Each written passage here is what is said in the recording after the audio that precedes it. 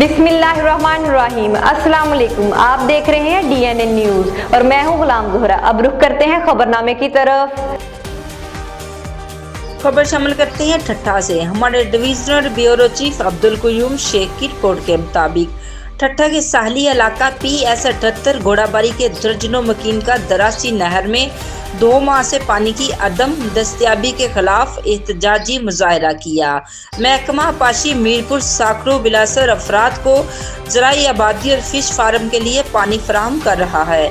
हमें पीने का पानी तक नहीं दिया जा रहा। मुजाहिरीन का इल्ज़ाम। ठट्ठा के साहली इलाके PS78 घोड़ाबारी के नवाही शहर ठट्ठा अदरासी नहर में गुज़श्ता 2 माह से पीने की अदम फराहमी के खिलाफ दर्जनों मकीन ने बच्चों की हमरा खुशक नहर में खड़े होकर पानी की किल्लत के खिलाफ शदीद नारेबाजी एहतजाज की। क़यादत शौकत कलामती, अली शाह, हनीफ शाह ने मुजाहिरीन ने इल्ज़ाम लगाया कि महकमा पाशी बिलासर अफराद को ज़री आबादी फिश फार्म के लिए पानी फराहम कर रहा है।